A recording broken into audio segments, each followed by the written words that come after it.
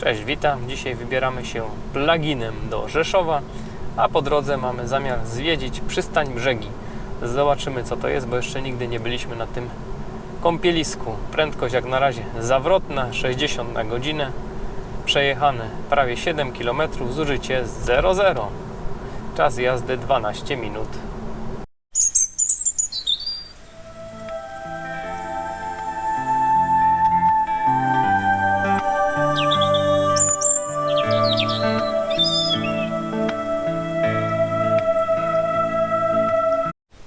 A jak zawsze w tym momencie zachęcam do subskrypcji, będzie więcej materiałów, do pozostawienia jakiegoś komentarza, łapki. Będę wdzięczny za wszelkie formy wsparcia, tak żeby algorytm zauważył, że moje filmy istnieją na YouTubie. I jeszcze śliczne podziękowania dla dealera Kia Wadowscy z Gaju koło Krakowa za użyczenie tego samochodu do testów. A tak to prezentuje się na początku naszej wycieczki na zegarach. I po 20 tam gdzieś 2 km skręciliśmy na S7, tu na północ Krakowa. To będzie kiedyś wschodnia obwodnica Krakowa. I tutaj pierwszy zjazd w prawo, Kraków Przewóz.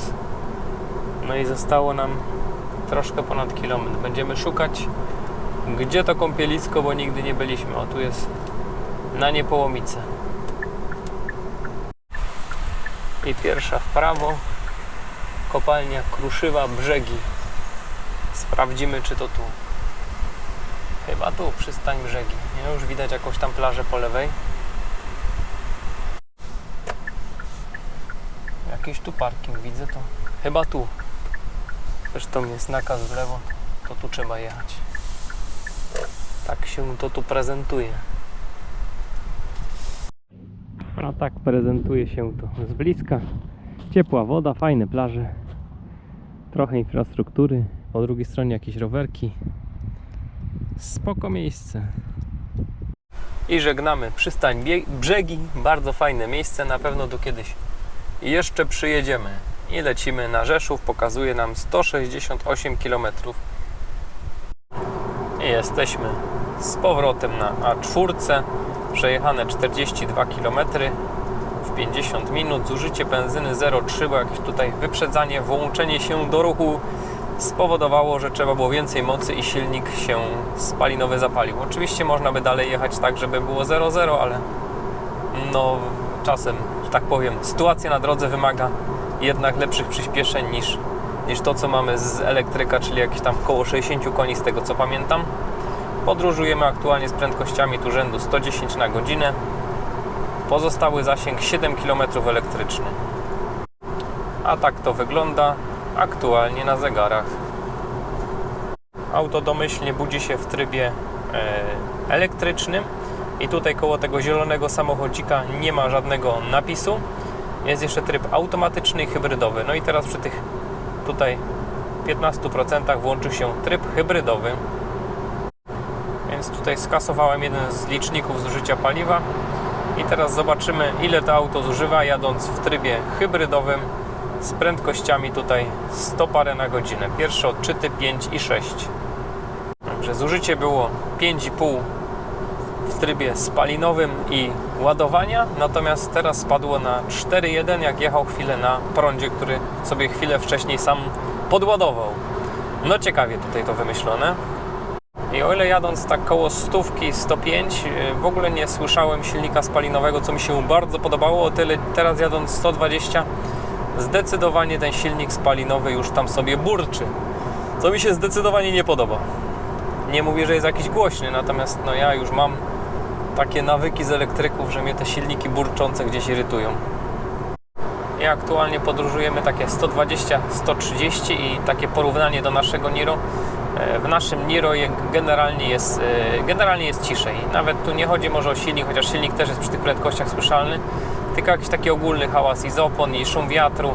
No generalnie w taką trasę tu autostradową e-Niro się jedzie zdecydowanie przyjemniej niż X-Seedem. Także tutaj no, wychodzi taki miejski charakter tego samochodu. O ile tak do 100 na godzinę jest faktycznie tu cichutko i fajnie, o tyle jak się szybciej jedzie autostradą, no to już gdzieś niknie ten blask, że tak powiem. Natomiast co na plus, to bardzo tak stabilnie się prowadzi przy wyższych prędkościach i tutaj gdzieś widziałem takie filmiki na YouTubach. Nie jest prawdą, że jest ograniczenie do 160. Chyba z tego co pamiętam do 200 ktoś to gdzieś rozpędził, ale nie pamiętam dokładnie.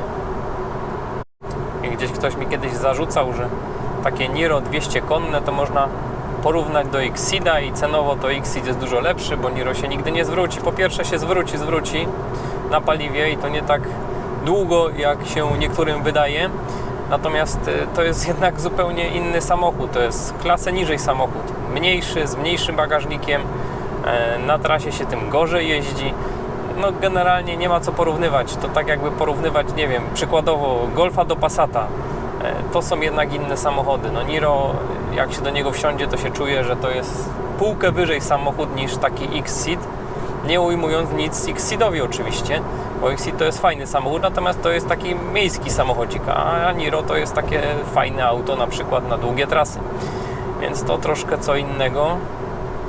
Także nie da się tego tak porównać, że 200-konny Exceed i 200-konne Niro to będzie to samo. No nie będzie to samo. Zupełnie inaczej jeździ się elektrykiem, a zupełnie inaczej mam na myśli 100 razy lepiej. No takie są fakty. Tak to wygląda.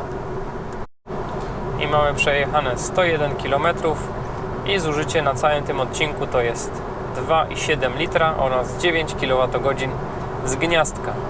Tak to wygląda, więc 9 kWh to mamy jakieś niecałe 3 zł i tutaj jeszcze z 15 zł na paliwo, więc 18 zł za 100 km, z tym, że to jest pierwsze 100 km. I tak odkryłem właśnie, że najprzyjemniej mi się jedzie 110, czyli tak jak tutaj na tym odcinku jest ograniczenia, wtedy praktycznie nie słyszę silnika spalinowego i dla mnie to jest rewelacja, a do tego audio całkiem fajnie w tym aucie gra, więc 110, fajna muzyczka i naprawdę przyjemnie drogi ubywa.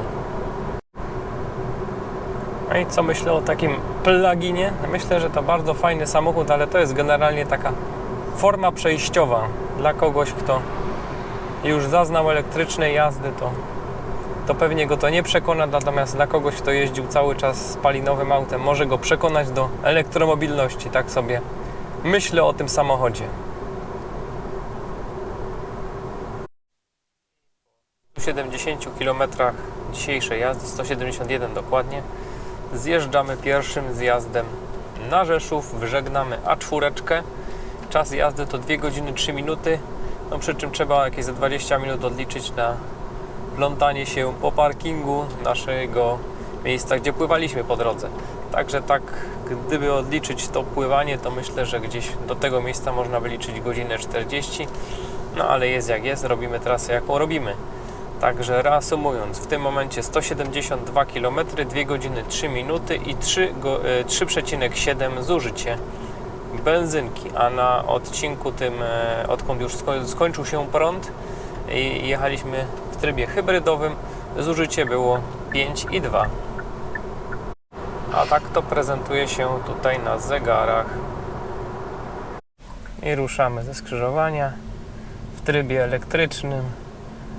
No i jak widać w lusterku, oni tam dopiero zbierają się do jazdy, a my już będziemy na kolejnym skrzyżowaniu. Bilans naszej wycieczki, czyli tutaj z Kawina, potem przejazd obwodnicą Krakowa, potem wycieczka do Brzegów, teraz A4, potem około 110 na godzinę, po czym przejazd przez Rzeszów. Summa summarum prawie 188 km, 2,22 czas jazdy i 3,7 zużycie benzyny, także uważam, że bardzo fajny wynik. A to nasz hotel na weekend. Takie coś można w jakiejś promocji na Bookingu wyrwać już poniżej 200 zł i powiem szczerze, że jestem zachwycony takim apartamencikiem. Uważam, że cena bardzo spoko. Tu mamy dużą kuchnię, łazienka też bardzo duża. Tutaj taki strefa salonowa i tutaj jest jedna klimatyzacja. Można sobie ustawić temperaturę w tej strefie oraz sypialnia. Tutaj trochę bałagan, no ale tu mieszkaliśmy. Tak to wygląda. Tu można sobie też ustawić temperaturę inną niż tam. A tutaj mamy jeszcze taką przechodnią garderobę. Także no przepiękne miejsce. Tuż nad Wisłokiem. I powiem szczerze, że Taki apartament no to ma ponad 60 metrów. Poniżej 200 zł. No myślę, że raz na rok można zrobić sobie taką przyjemność i wybrać się w romantyczną wycieczkę do Rzeszowa. Polecam. Apart Hotel się to nazywa. Apart Hotel 12. A my aktualnie stoimy nadal pod hotelem, bo chciałem sprawdzić, jak działa aplikacja Nexo i ładowarka Nexo. Tak to wygląda. Wystarczyło tu podpiąć kartę i już nam się ładuje. Pokazuje fajnie koszt, aktualnie 14 groszy.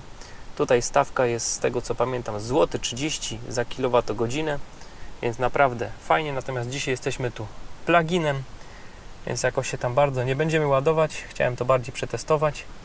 Ładujemy się z mocą 3,5 kW i pokazuje nam, że będziemy mieli te nasze 54 km zasięgu za 2,5 godziny. Taki słupeczek jest z kablem. Wszystko fajnie zadziałało za pierwszym razem, także zrobiłem w ten sposób, że najpierw podpiąłem sobie auto, potem wsiadłem do auta, dodałem kartę, bo wcześniej tego nie zrobiłem i dałem start i ładowanie. I wystartowało. Jedyne co musiałem pamiętać, to wyłączyć timer, bo na początku nie chciało startować, ale szybko przycisnąłem wyłączenie timera. Wyłączenie timera to jest ten przycisk tutaj i wtedy wszystko wystartowało. No także polecam to miejsce, bo jest naprawdę super, a jeszcze można sobie auto naładować. To jest stacja jednostanowiskowa. Oczywiście stacja to jest Noxo, jak zawsze się przejęzyczę. Stacja Noxo, producent tutaj podkrakowski Pre-Edward Biel i tutaj mamy maksymalnie 22 kW. I teraz jak zakończyliśmy ładowanie, to mamy zasadniczo parę sekund na wyciągnięcie kabla, bo potem niektóre auta mogą go blokować i tutaj wsadzamy go z powrotem, ale co chciałem pokazać, to jak się ten kabel stąd wyciąga. Tutaj się przyciska ten guzik i się wyciąga. Wiem, że takie niby proste rzeczy, ale czasami zdarzają się widzowie, którzy gdzieś tam do mnie dzwonią, bo czasami ktoś po prostu nie wie. Także guziczek wciskamy i wyciągamy kabel. I tak samo potem się fajnie blokuje tutaj z powrotem. No fajna ta stacja, nie powiem. A tak wygląda czas ładowania ze zwykłego gniazdka. Gdy mamy ustawione to oryginalne EVSE na 10 A, to dochodzimy z mocą do 2,122 kW, a czas to 4 godziny 10 minut. A ja bardzo dziękuję za uwagę, dziękuję patronom za wspieranie kanału i do zobaczenia. Cześć!